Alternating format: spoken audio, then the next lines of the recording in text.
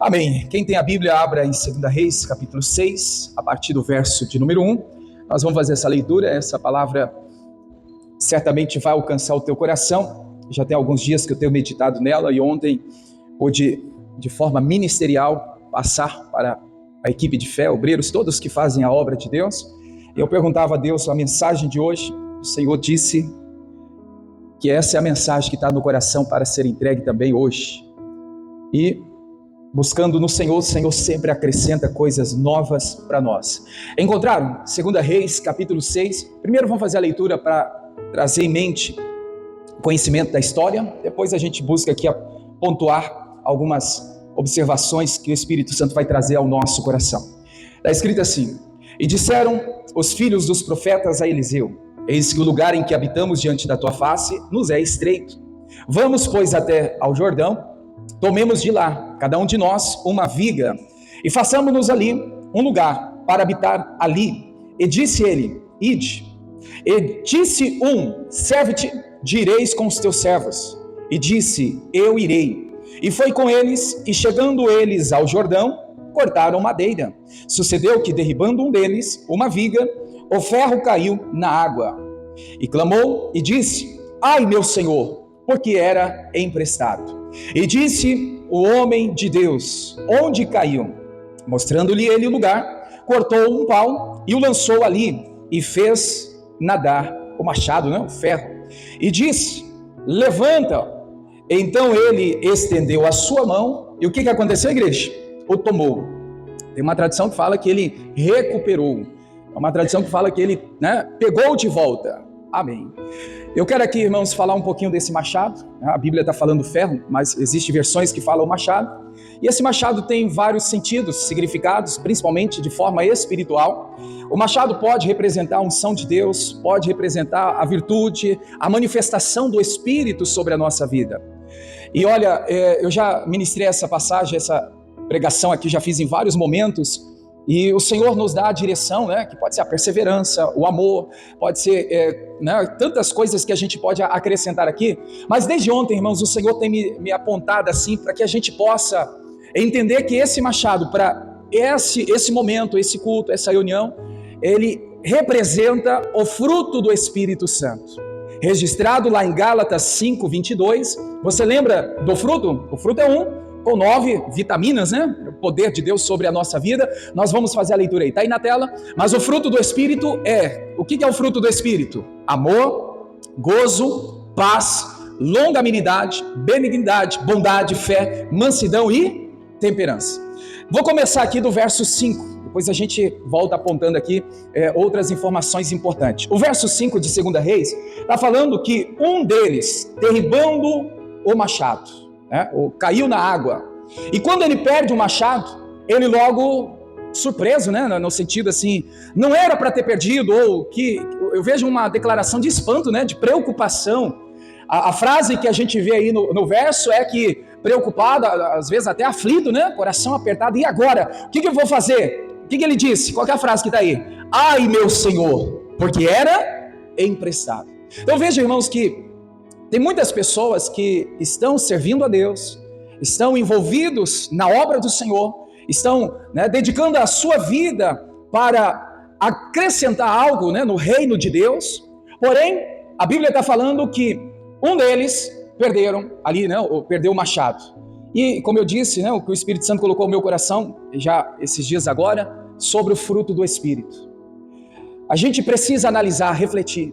Será que eu perdi o amor? Amor a Deus, o amor ao próximo, o amor a si mesmo.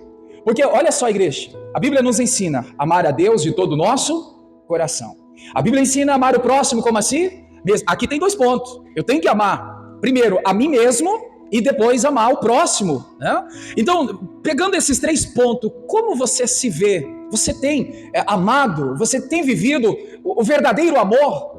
Porque às vezes a gente, irmãos, deixa ser levado pela circunstância, pelo momento, onde muitas pessoas chegam à conclusão e acabam dizendo: mas o fulano não merece, olha, o ciclano não merece o meu amor, o meu esforço, minha dedicação.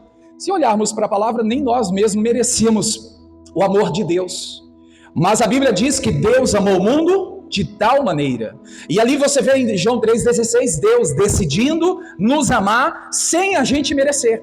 Onde ele expressa um amor incondicional, um amor sem fim, um amor que ele decidiu, irmãos, nos amar, não pelo que fazemos, não pelo o momento que estamos vivendo, mas ele decidiu nos amar e amar, irmãos, ao ponto de entregar seu único filho para salvar a humanidade. Então a gente vê que o amor de Deus não tem fim, o amor de Deus é incondicional, o amor de Deus está sobre nós. E a questão é, será que eu estou amando a Deus, correspondendo a esse amor? Será que eu estou verdadeiramente, irmãos, amando a mim mesmo? Será que eu estou amando o meu próximo? Ou eu perdi? Uma observação aqui, irmãos, eles estavam, vamos falar aqui de servir, eles estavam servindo ao Senhor. Uma missão, numa obra, mas estavam servindo. É a mesma coisa, eu e você, nós estamos servindo ao Senhor. E olha, isso me faz aqui, irmãos, atentar para essa observação, até para despertar a igreja, que não é porque nós estamos servindo que a gente não pode, ou não, eu não corro risco de perder o fruto do Espírito, ou não corro risco de perder isso, aquilo. Corre sim. Eu e você, irmãos, também estamos sujeitos a ter percas, a perder aquilo que o Senhor tem nos entregado, aquilo que Ele tem confiado nas nossas mãos. Só que a questão não é só perder, a questão é que aquilo que nós perdemos, nós mais cedo ou mais tarde, nós vamos prestar conta diante do Senhor. Por isso que a preocupação desse jovem rapaz era emprestado. Ai, meu Senhor, eu preciso recuperar, eu tenho que pegar de volta, eu tenho que entregar, porque eu vou devolver, eu vou prestar conta com esse dono que me emprestou o machado. Então, irmãos, reveja, analise a sua vida. Eu enfatizei aqui o amor, mas todos esses 9 atributos aqui do fruto do Espírito que nós temos que analisar. Será que eu estou servindo a Deus e isso já não está mais na minha vida? O amor, depois do amor, o que Paulo fala aí, igreja? Depois do amor, o que é? Gozo. O que é gozo? Alegria. Tem gente que perdeu a alegria de servir a Deus. Tem gente que perdeu a alegria, irmãos, de congregar, de orar, perdeu aquela alegria de louvar ao Senhor, perdeu aquela alegria de se envolver na presença de Deus. Você pode olhar para a sua vida e talvez você olhando para um tempo atrás, seja 6 meses, 1 ano, 2, 5, 10, não sei quanto tempo você está servindo a Deus, mas você pode olhar para a sua vida e talvez em outro momento você tinha gozo, você tinha essa alegria, você expressava a felicidade, irmãos, apesar das lutas, das dificuldades, apesar do dia mau, não, eu estou feliz no Senhor, do fato de eu estar vivo, respirando, o Senhor é a minha alegria. Quantas vezes, em meio às lutas, você pode, irmãos, expressar a felicidade em Cristo, em Deus? Agora não existe mais, é aquele semblante fechado, cara fechada, a tristeza tomando conta ali, dominando, controlando, já não tem mais aquela alegria, felicidade, não tem mais aquele gozo. Irmãos, o Senhor nos convida hoje para recuperar. O Senhor nos dá a oportunidade hoje, que o Senhor colocava em meu coração, é dia de restauração, é dia de recuperar. Senhor, eu perdi, outro dia, outro tempo, em outra estação, eu tive, agora não tenho mais. Senhor, eu quero de volta. Me lembra aqui, irmãos, o profeta Isaías escreve no livro de Isaías que o povo estava sendo saqueado, levado lá, aquilo que eles tinham plantado, era tempo de colheita, o povo estava roubando aquela nação, e o profeta fala assim, vocês vão ficar só vendo, ninguém diz restitui, ninguém diz eu quero de volta o que é meu. Será que, irmãos, não é um despertar do Senhor para mim, para você? É hora de dizer, eu quero de volta o que é meu, eu quero que o Senhor restitui, eu quero restituição, Senhor, restitui o amor, restitui o gozo, a felicidade. Terceira observação aí do fruto do Espírito, qual é, igreja? Paz. Quantas pessoas perderam a paz? Já não tem mais paz. A pessoa fica aflita, tribulada, tamanha perseguição, tamanha a luta. Irmãos, a pessoa ela já não tem mais paz. Ela não tem paz dentro de casa, não tem paz no local de trabalho. Muitas vezes não tem paz até na igreja, no trabalho, lá na escola, em uma viagem que ela faz, na casa de parentes, de amigos. Irmãos, não tem paz. Perdeu. Olha, esse machado, irmãos, precisa ser recuperado. O Senhor fala para a gente ter paz com todos. Será que eu estou tendo paz com todos? Eu dizia ontem, ou eu estou tendo paz somente com as pessoas que eu quero conviver? Só tenho paz com quem está à minha volta e quem eu permito chegar perto. Os demais não vai ter paz. Não vai, é guerra, é confusão, é briga. Olha o que a Bíblia diz, seguir a paz com todos. Então segue a paz, busque ter paz com todos para que a paz de Cristo venha reinar na sua vida. Depois da paz, o que a Bíblia fala? Aí tem uma sequência, né? Longanimidade, benignidade, bondade, fé, mansidão, temperança, né? Fé. Tem muitas pessoas que, irmãos, a fé esmoreceu, quando não, já se perdeu, não tem mais a fé. A pessoa era mansa, não tem mais mansidão. Agora ela é explosiva, qualquer coisinha ela estoura, né? Temperança, o que é temperança? Domínio próprio. Pessoas que outra hora, irmãos, ela respirava, ela pensava, ela colocava a mão na consciência, né? Não, isso eu não posso fazer, isso eu não posso falar, eu não posso agir desse jeito. Aí, irmãos, agora qualquer coisinha ela está explodindo, ela está, né? Deixa pisar no meu calo para ver quem a pessoa pensa que é, né? Tem gente desse jeito. Está faltando mansidão, está faltando temperança. Então nós precisamos aqui atentar, irmãos, o que eu perdi? O que nessa caminhada da fé, o que nessa jornada cristã, eu estou servindo a Deus, estou buscando ao Senhor, o que eu perdi? O que um dia esteve na minha vida, um dia teve em meu favor, né, esse machado e agora não tem mais. O Senhor te convida a fazer uma reflexão. O Senhor te convida, irmãos, para você atentar o que você tinha e hoje já não tem mais. Amém, igreja? E olha, não fica só também no fruto do Espírito, não. Eu creio que enquanto eu falo aqui, o próprio Espírito Santo fala ao teu coração. O que você tinha e se perdeu, né? Dedicação, empenho, fidelidade, temor. Temor é o respeito, né? A Deus. Então nós precisamos entender o que eu tinha e agora não tenho mais. A união com a família, né? O diálogo, o amor a si mesmo, ou ao próximo, ou até a Deus. Tem que rever os conceitos, para que a gente então possa estar vivendo uma vida que agrade a Deus. Agora, igreja, vamos para o verso de número 1. Aqui me chama a atenção algo importante que eu quero passar para a igreja, que o Espírito Santo possa te fazer entender o que o Senhor está pedindo para nós. E disseram os filhos dos profetas a Eliseu: eis que o lugar em que habitamos nos é estreito, né? É apertado, está pequeno. Vamos por parte aqui, irmãos, só para você compreender aqui. Ali era uma escola de profetas, é uma igreja, né? Que estava ensinando os novos discípulos.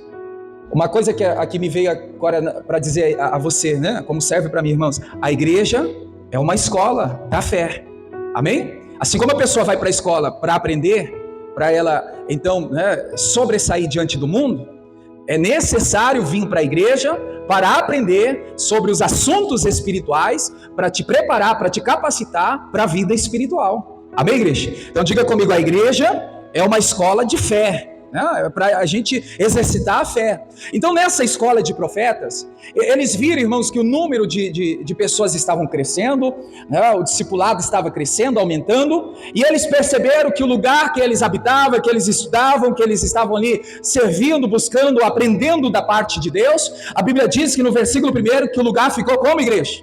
Estreito, apertado, amém. Olha uma coisa importante aqui. Agora você vai ver, irmãos, que eles vão atrás de crescimento, de avanço, eles vão atrás de ampliar o lugar. Gostaria que você deixasse, irmãos, guardado no seu coração essa observação. Diga comigo assim: o crescimento traz novas responsabilidades. Diga para a pessoa que está ao seu lado aí: você quer crescer? Planeje o seu crescimento. Vamos observar isso, irmãos? Tem gente que quer crescer e não planeja. Tem gente que quer crescer, irmãos, e ela não se prepara para esse crescimento. Tem um ditado assim, irmãos: quanto mais é dado, mais é cobrado. Quanto maior for o seu crescimento, irmãos, maior vai ser a luta. E você tem que estar pronto para esse crescimento. Você vê, irmãos, olha só. Não sei se você já viu aqui na cidade, né, em outra cidade, você já viu grandes empresas, não vamos falar nomeada não, mas de tamanho, né? Lugares grandes. E a pessoa fala assim: não, vou aqui instalar um grande negócio. Aí, irmãos, começa até bem, mas não tem planejamento de dar sequência. O que acontece? Logo fale, logo fecha as portas. Ah, mas estava indo tão bem. O que faltou? Planejamento. Planos, ideias. Então, aqui eu vejo, irmãos, que o crescimento traz novas responsabilidades. Você quer crescer, irmãos? Olha, se prepare, seja responsável, seja uma pessoa, irmãos, que quer realmente, não apenas na empolgação para se mostrar, para estar, não, olha, eu estou crescendo, eu estou vencendo, eu estou prosperando. Não, irmãos, que diminua eu e que o Senhor cresça. Tem que ter, irmãos, responsabilidade, principalmente da fé. Maturidade espiritual, onde nós vamos fazer a diferença. Tem muitas pessoas que às vezes ela está tão levada e envolvida com as coisas terrenas e tem esquecido das responsabilidades espirituais. Aqui eles perceberam, irmãos, que o lugar estava pequeno, eles viram a necessidade do crescimento, em outras palavras, por trás, vai aumentar a responsabilidade. Vamos planejar, vamos fazer o que é certo. Então planejar, irmãos, nos lembra aqui. Você já viu Jesus fazendo cálculo? Fazendo ali lá em Lucas 14, 28 tem essa referência aí, sobre um planejamento. Lucas 14, 28. Coloca na Viva, por favor. Vamos ler na Viva aí, para ficar mais claro a leitura. Vamos lá, igreja. Pois quem começaria a construção de uma torre sem primeiro fazer, planejamento, tá, irmãos? Cálculos. E depois verificar se tem planejamento, o dinheiro, Tem gente que faz as coisas sem planejar, e aí falta dinheiro, interrompe. Não tem gente assim, irmãos? O que Jesus está falando? Tem que ter planejamento, tem que ver primeiro, tem que fazer cálculos, depois verificar se tem dinheiro suficiente para quê? Para finalizar essa obra. Então veja que o próprio Senhor Jesus está falando, irmãos, de planejamento. Tem que ter planos. Agora, os nossos planos têm que ser deixados na mão de Deus. Provérbios 16:3, deixe na mão do Senhor, confia ao Senhor os teus planos, as tuas ideias, para que, irmãos, tudo seja então abençoado. Aquela versão mesmo, fala lá, olha aí, igreja, deixe nas mãos do Senhor tudo quanto você faz, e todos o que, igreja? Seus planos serão bem sucedidos. Então tem muitas pessoas, irmãos, que elas não vai mais, elas não vencem mais, elas não conquistam mais, porque está faltando o que, igreja? Planejamento. Então coloca diante de Deus: Senhor, eu tenho potencial para crescer, para avançar, o Senhor me dá capacidade. A Bíblia diz que a nossa capacidade vem do Senhor, mas as coisas não podem ser bagunçadas, irmãos, tem que ter planejamento. Então o Senhor está nos mostrando aqui que diante de um crescimento que era necessário fazer, Ele está mostrando, vai ter que ter responsabilidade, senão vai quebrar, vai falir, vai dar errado, vai dar ruim. Irmãos, eu creio que esta é a resposta para muita gente aqui, tanto para todas as áreas da vida, principalmente para a vida espiritual. Eu quero crescer na fé, mas aí não tem responsabilidade espiritual, está brincando com Deus, não está levando as coisas a sério. Tem que ter responsabilidade com Deus. Primeiro lugar, irmãos, o que Jesus disse: buscai primeiro o reino de Deus, a sua justiça, e as demais coisas vos serão acrescentadas. Então, para você falou para o irmão, agora diga para você: se eu quero crescer, eu preciso planejar esse crescimento. Amém? Olha aí a mensagem que o Senhor está nos dando. Versículo 2. Diante do planejamento, diante da responsabilidade que estava aumentando, versículo 2, o que está escrito aí? Vamos, pois, até o Jordão, tomemos de lá cada um de nós uma viga, façamos-nos ali um lugar para habitar ali. E disse ele: ide. Diga comigo assim: devemos contar os nossos planos para as pessoas certas. Para quem que foi contado o plano deles? Para o profeta. Irmãos, além de ser profeta, era um homem de Deus que tinha a palavra, que estava ali na fé. Não sai contando seus planos para qualquer um, não. Suas ideias para qualquer um, não. Mas é meu melhor amigo, é o meu parente. Pode ser pai e mãe de sangue, irmãos. Tem a hora certa. Tem gente que está dando, irmãos, passos adiantados, algo que ela está fazendo lá na frente, algo que não era para fazer ainda. Conte os seus planos para Deus, conte os seus planos, irmãos, para a mínima pessoa possível. Claro que você tem que ter alguém que possa te ajudar na fé, principalmente na fé, em oração, e também não é qualquer um não, irmãos, porque tem gente dentro da igreja que às vezes torce para o seu fracasso. Tem ou não tem? Claro que tem. Você acha que todo mundo está sorrindo para você, quer ver você crescendo? Tem gente que fala assim: tomara que caia, tomara que não desça. Infelizmente tem. Então conte os seus planos para as pessoas certas. Disseram para quem, igreja? Para Eliseu. Contaram o plano de crescimento para Eliseu. Eu fico imaginando aqui, irmãos, né, como que aquela galera ali, né, aqueles rapazes ali, ficou ali tão feliz. Pô, olha, contamos para a pessoa certa, porque, irmãos, quando você conta para a pessoa certa, as coisas fluem, as coisas acontecem, né, há uma leveza. Eu imagino, irmãos, a felicidade desse povo aqui, né, desses jovens aqui, que quando então contaram para Eliseu os seus planos, ali logo Eliseu disse: ó, ide, ó, vai, eu estou com vocês, eu oro por vocês, eu estou com vocês. Mas às vezes a gente está contando, irmãos, para as pessoas erradas, né? E será que você não tem passado por isso? Seja no trabalho, seja um sonho que você tem, né? Seja algo que está instalado aí no seu coração, você está contando para vizinho, para amigo, para parente, para colega de trabalho, que não é o momento ainda. Você está falando, irmãos, para a pessoa errada. Então busque contar os seus planos, busque se aconselhar com pessoas que estão preparadas, irmãos, para te dar uma palavra, para estar com você, né, na concordância, né? Porque quando dois de vós ligados aqui na terra, é ligado aonde? No céu, né? Então busque a contar planos para as pessoas certas. Vamos lá, igreja, outra observação aí. Vamos pular aqui de novo, ó. Paramos no 2, vamos para o 5. 5 novamente. Algo que ainda não disse. Sucedeu que, derribando um deles uma viga, o ferro, o machado, caiu na água, e clamou e disse: ai, meu Senhor, porque era emprestado. Tudo que temos é emprestado. Terceira lição aqui é: tudo que temos é emprestado. Você vai ver, irmãos, em 1 Coríntios 4:7. Vamos ler aí? 1 Coríntios 4:7. Paulo está dizendo: porque quem tem diferença e quem tu tem o que não tenhas recebido, e se o recebestes, porque te glorias como se não houveras recebido. Olha só, então tudo que tens, irmãos, é recebido, né? É o Senhor que nos dá. Vamos ver outra declaração, João 3:27. João 3:27. João respondeu e disse: o homem não pode receber coisa alguma se lhe não for dada da onde?